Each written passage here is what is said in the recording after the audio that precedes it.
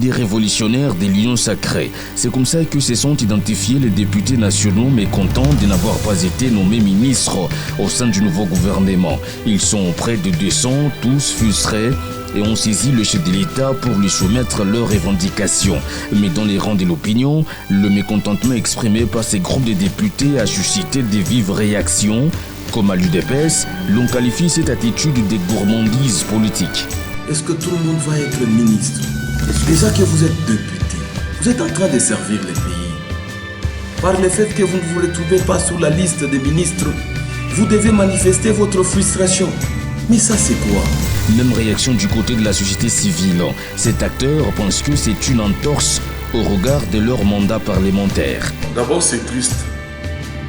C'est triste pourquoi? Parce qu'ils sont d'abord députés, donc ils ont gagné la confiance de la population. Et ayant gagné la confiance de la population, je pense que leurs ambitions étaient très claires, c'est de défendre le peuple. Et aujourd'hui, qu'ils aient basculé pour avoir le ministère, c'est triste même qu'ils expriment leur mécontentement. Pour cet acteur politique et Ensemble pour la République, ceci n'est que la conséquence de la migration politique qui s'est faite après la débâcle de la coalition Tshisekedi. C'est la conséquence logique de cette transhumance irréfléchie, précipitée, antisociale, une transhumance dénuée de tout sens de responsabilité et surtout de patriotisme. Les conséquences sont là. L'autre conséquence, c'est aussi le début d'une crise si ces députés persistaient dans leur démarche. Une nouvelle crise, on peut y penser. Ces scientifiques lient par ailleurs cet événement à une stratégie politique.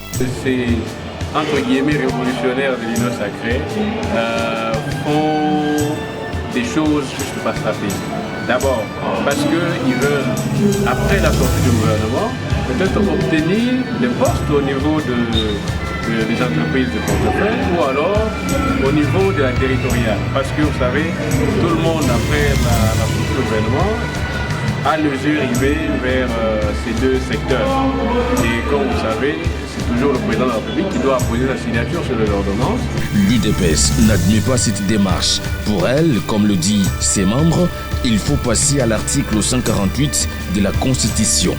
Je crois que des gens comme ça, il faut carrément passer par l'article 148. Nous allons les constater. Parce que cet article est clair. En cas d'une crise persistante entre l'Assemblée nationale et le gouvernement, le président de la République, sous consultation du Premier ministre et du président du Sénat et du président de l'Assemblée nationale, il passe par la dissolution de l'Assemblée. Dissoudre le Parlement pour résoudre une crise, certes, mais Ensemble pour la République craint en créer une autre. Le camp présidentiel a tout à fait raison, ça sera une mesure tout à fait extrême. Mais avant d'opter pour une mesure extrême de cette acabit, je crois qu'il importe tout simplement de sensibiliser tous ses compatriotes pour qu'ils essaient de mettre un peu d'eau dans leur vin. Pour lui, dissoudre le Parlement en cas d'une crise serait retarder le social du Congolais. Aujourd'hui, aller aux élections, ça sera encore accroître la misère de la population. Pourquoi? Parce que les élections ici chez nous signifient l'argent, signifient des moyens, signifient des paquets. Et c'est là que je suis en train de me dire, nous risquons de vivre une certaine ingouvernabilité, d'autant plus qu'on n'a pas de moyens. Les moyens insuffisants, oui, mais pour donner au peuple ses représentants valables, il faut réorganiser les législatives, pense cet acteur de la société civile. Oui, ça nous coûterait de l'argent, mais ça coûterait un peu, ça honorerait un peu la dignité de l'homme congolais.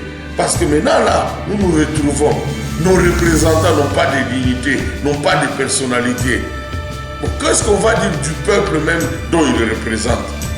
C'est un danger, c'est un danger. Je pense qu'il faudrait que nos chers députés qu'ils puissent arrêter. Le peuple congolais nous attend au tournant. Le peuple veut voir de routes. Le peuple veut voir l'électricité de manière permanente. Le peuple veut voir l'eau, la création du travail, la lutte contre le réchauffement climatique.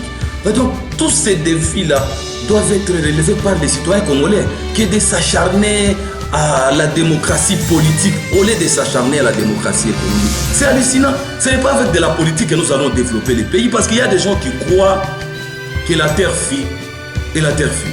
C'est-à-dire qu'ils pensent que le développement soit et le développement c'est là. Non, le développement c'est un processus. Nous devons nous mettre au travail. Ces groupes de députés ont rencontré le chef de l'État le week-end. Une solution s'est retrouvée.